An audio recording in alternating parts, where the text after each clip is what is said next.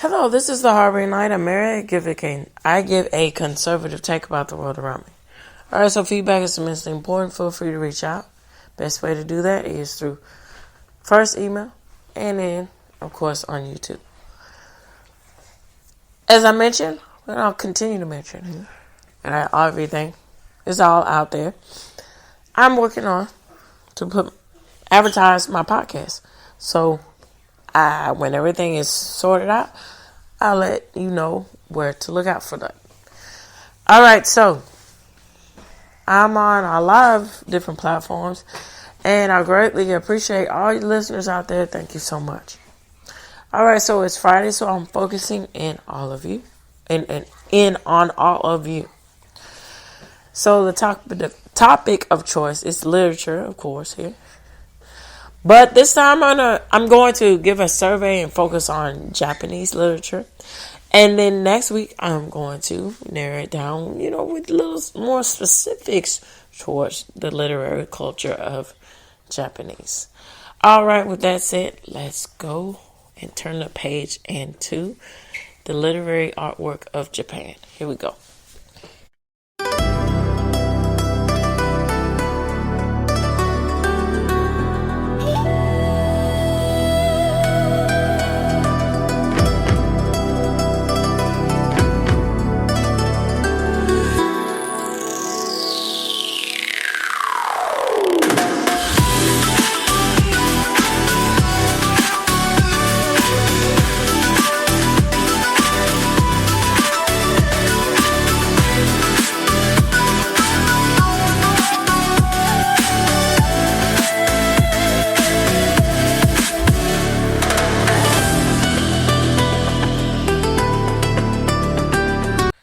All right, Japan.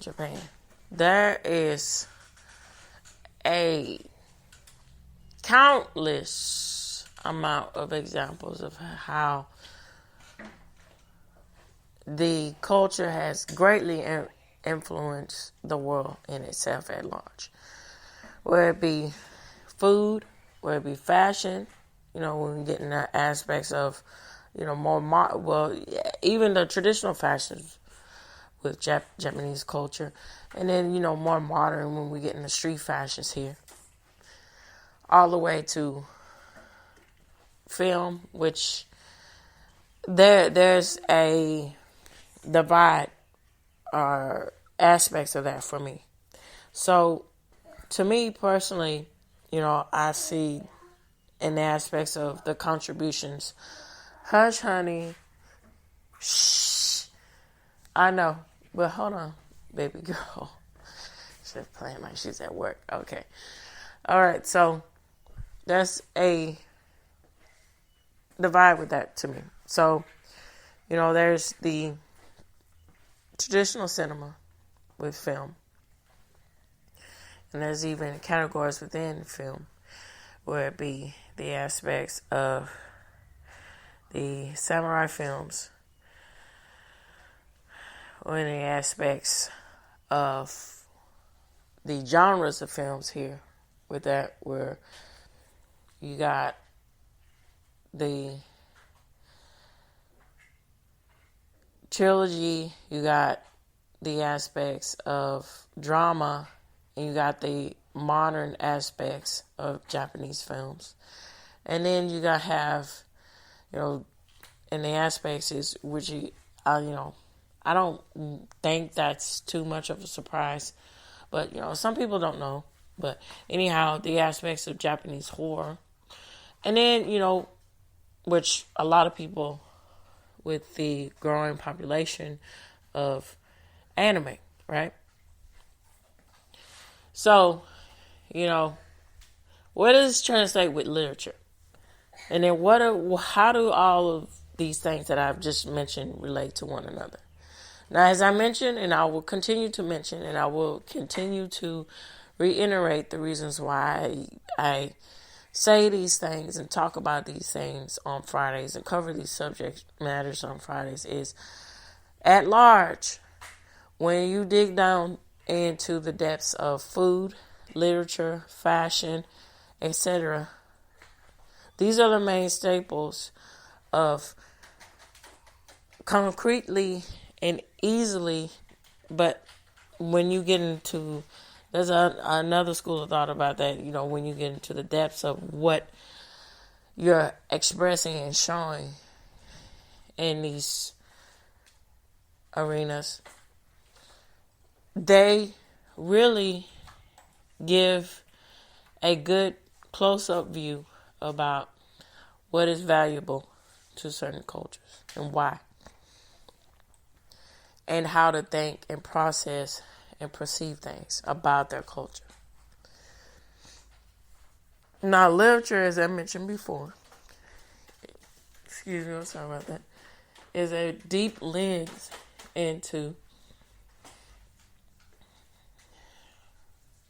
getting more in depth into the mentality of the culture. So, why do I think that? Why am I saying this? And why this relates to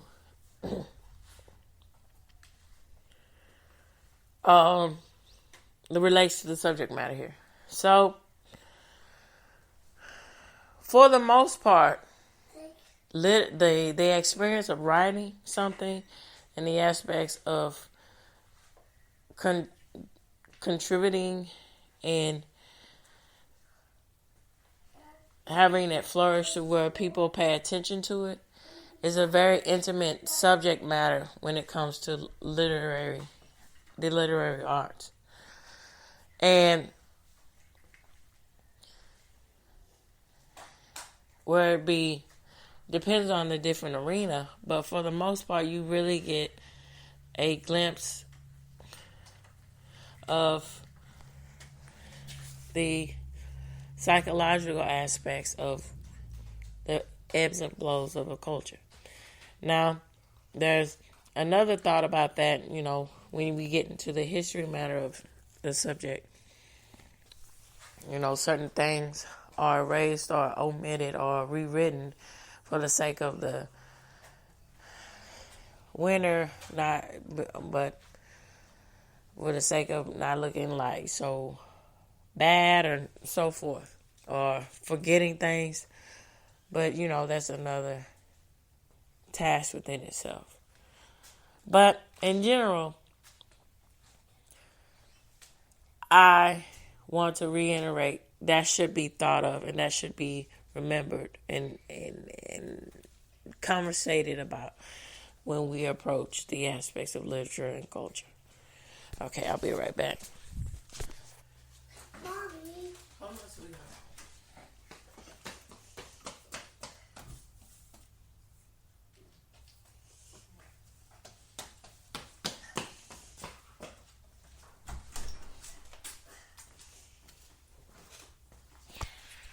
All right, with this said here, I'm going to get into the aspects of a survey about literary Japanese. There are literary aspects of Japanese. There is. All right, so let me go back here. Well, no, it's not quite right here. All right, so now this is here a short history of Japanese literature. So the beginnings. So Japanese literature traces its beginning to oral traditions that were first recorded in the aspects of Chinese written system. So the kanji recorded of ancient matters and the, forgive me for the pronunciation, Nihon Shoki, the Chronicles of Japan, were completed in 712 and in 720 respectively as government projects. Now, the former is an anthology of myths, legends, and other stories, while the latter is a chronological record of history. See, this drives the example home even further here, okay? When I just mentioned earlier with the aspects of how literature really gets into the social value of a culture. Case in point with this, saying even though in its respects, one of them was about the Neon Shoki, The Chronicles of Japan, is about history and the aspects of that. When you boil those things down, even though they're merging themselves together by history and myths and cultures, they in itself is in respect to really showcasing the values of culture. So mythology is really, really, really interesting in that aspects, and that is a subject matter that I will get to in the coming months. So mythology in itself, where it be, the most notable Greek Roman mythology here, but every culture in every aspects, in every respect, has a mythology. And then in mythology, there's a lot of moral lessons to be sought after, thought about, and it is a great reflection of the culture at large at the time. And then to wrap everything into the aspects of how we perceive history in itself. So this relates greatly into the aspects of the power of literature. So with that said, let's get into some more facts here. So the most brilliant literature. All right, let me go backtrack. So the Fudaki Records of the Wind and Earth was compiled by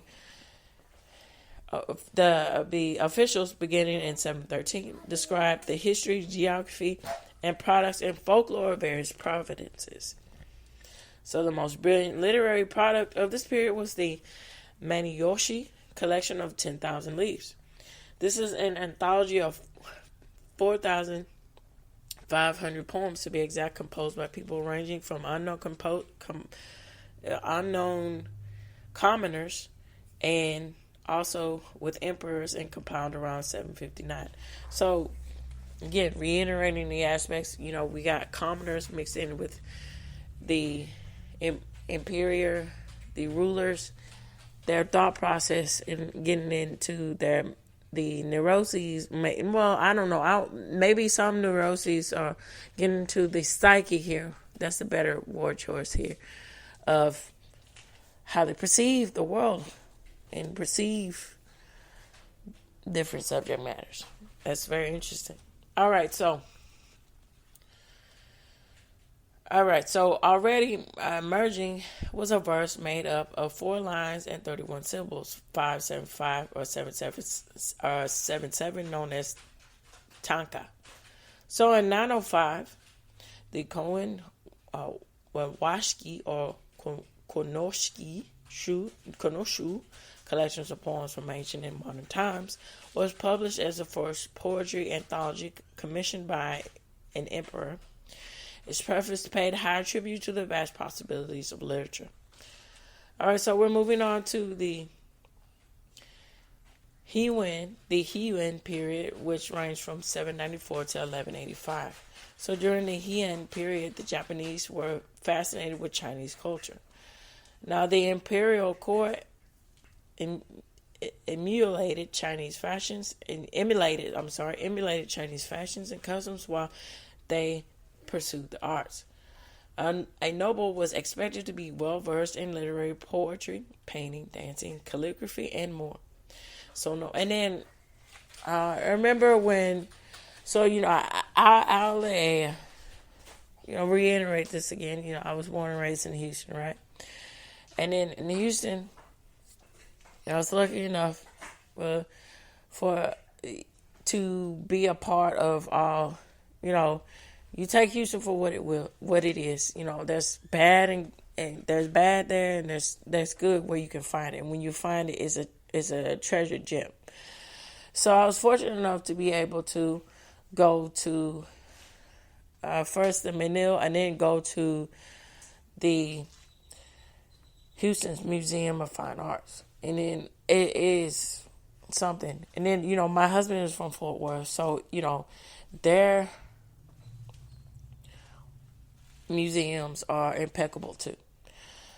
So going back, being a young kid, going to an art museum and seeing all these things, these great works of art, and learning about history is really mind blowing when you see it for itself. I mean, it's something, and then just imagine, like I said, and I'll mention it again.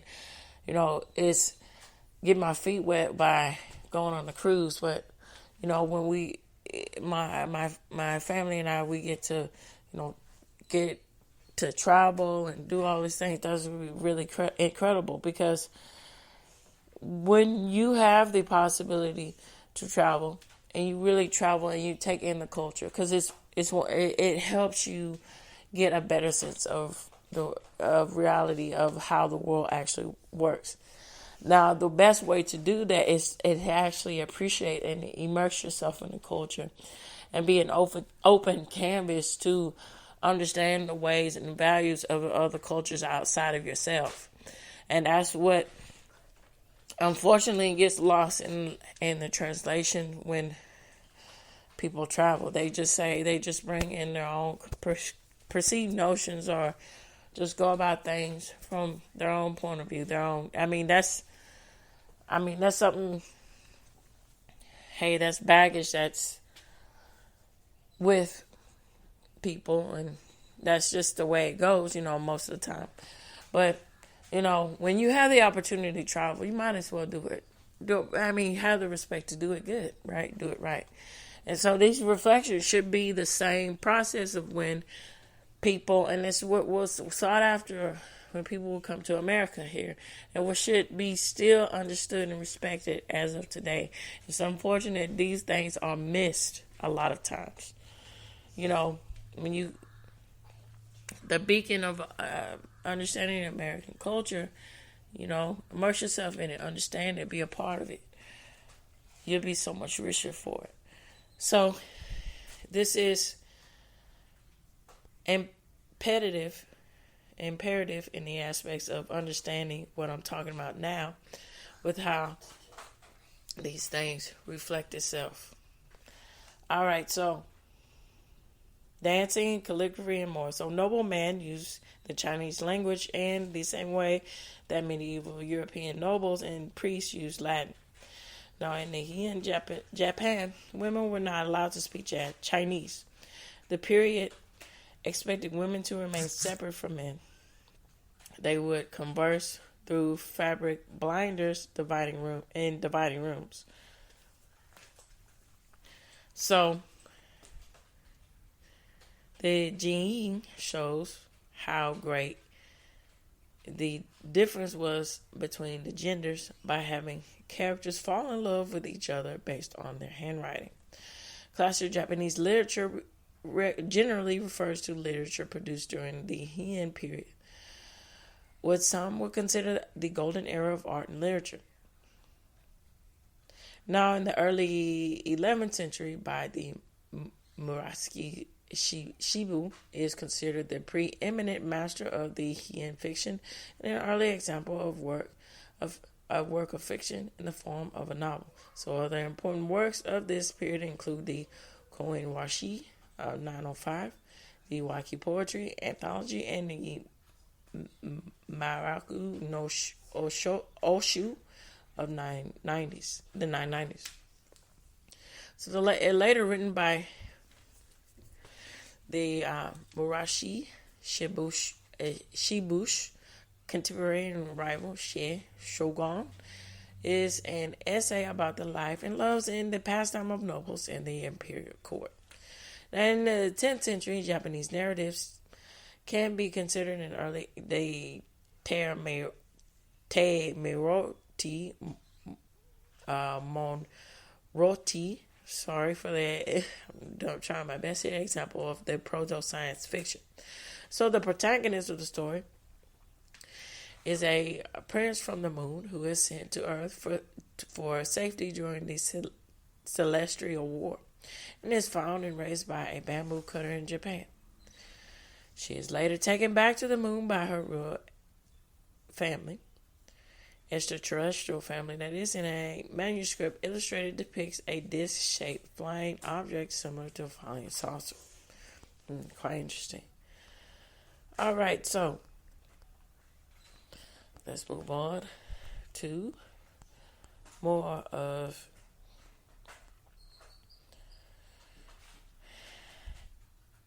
we're going to get into more going on to the, let's see, let's get one tier, the Edo period, and I'm going to end on that.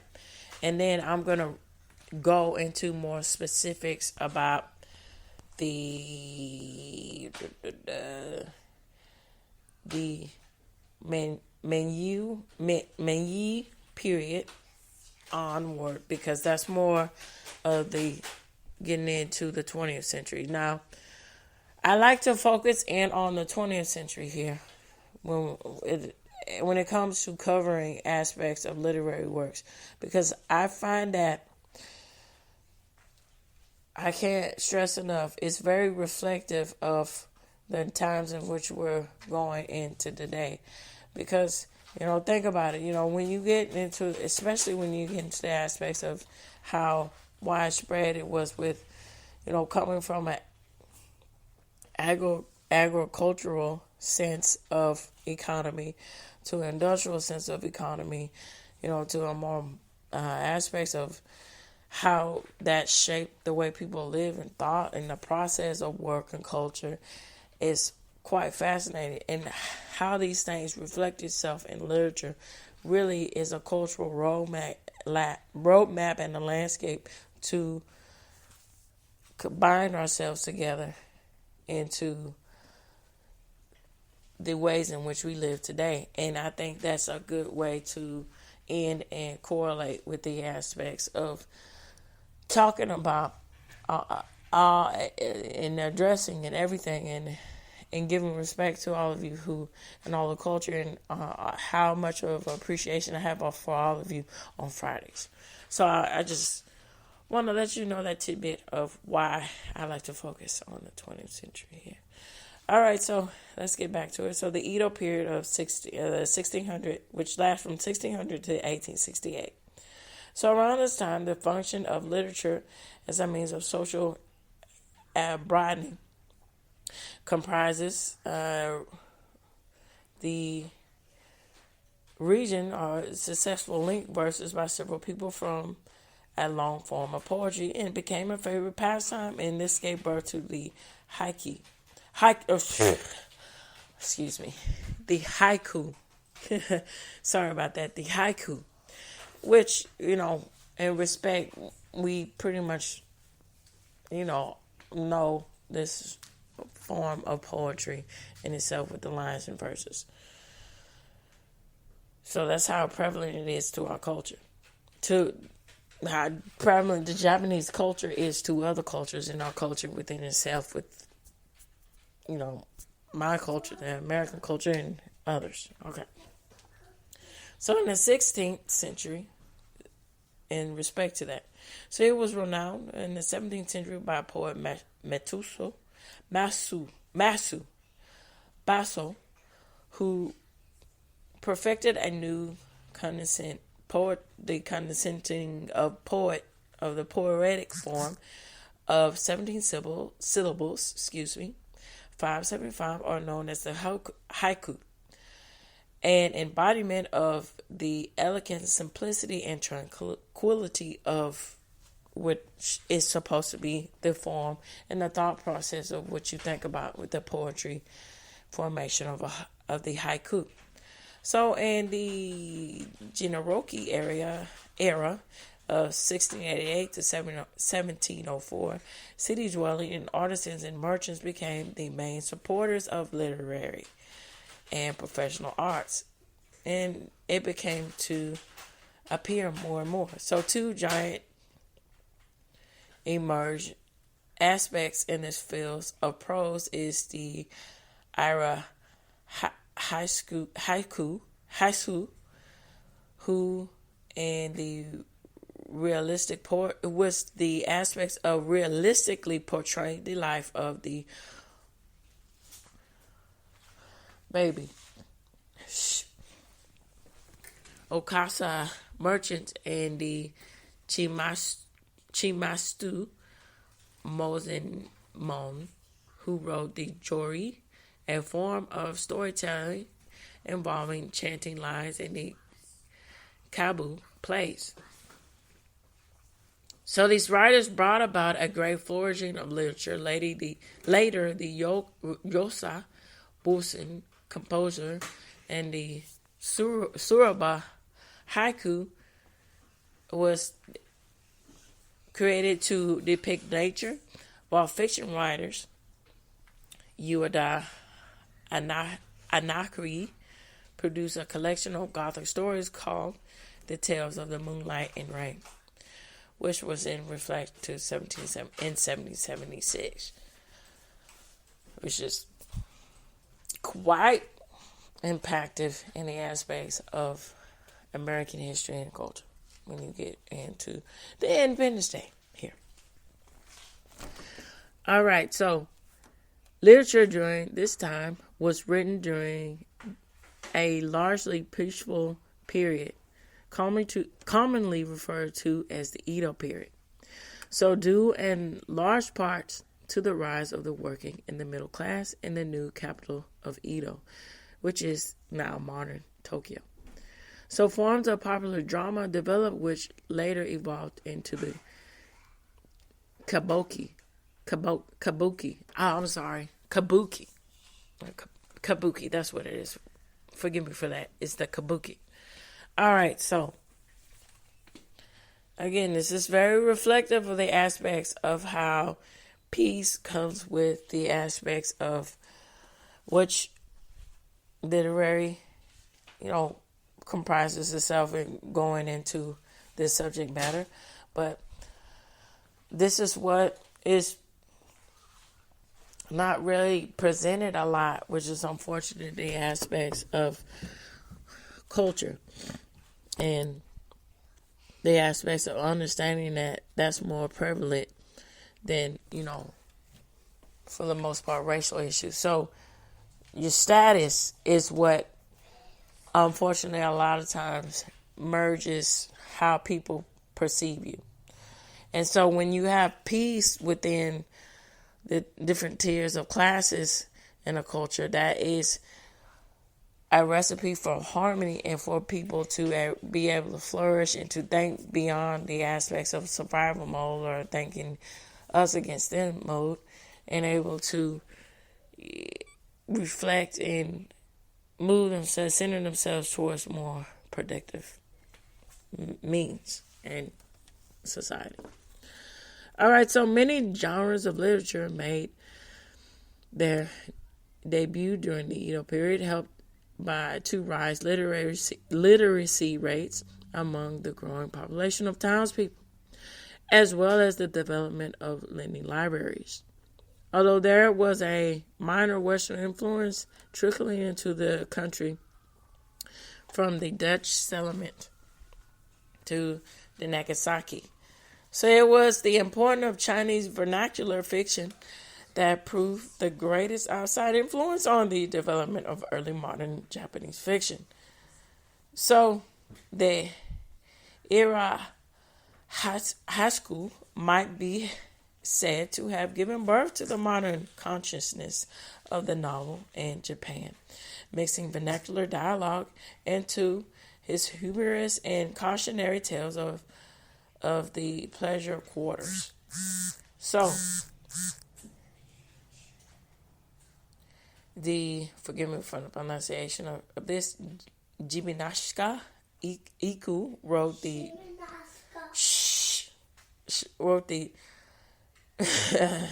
Toki Ushu, which is a mixture of the travelogue and the comedy. His Aki, and it's a travelogue of that with comedy. So, and then we go on with the Tabi Arahi and the Okaami Kanzi, were the instrumental in developing it was very instrumental in developing the Yomiyon, which were historical romances almost entirely in prose, which was influenced by Chinese vernacular novels such as Three Kingdoms and the Shusi Hu Zuan. So, hush, honey. Hush. So,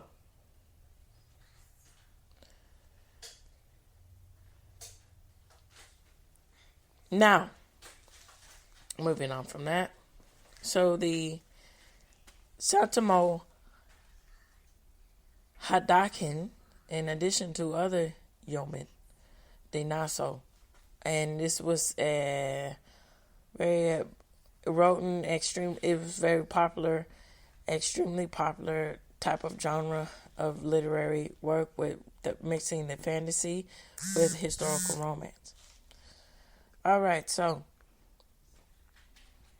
Santo Holden wrote the Yomi, mostly set in the aspects of, which is something to be said about talking about this subject matter here. Gotta step out. I don't want my child to hear what I'm talking about. She doesn't understand these concepts, but still, out of respect. So the gate quarters until the Kanzi edicts banned such works with he turned to comedic ki yoshi.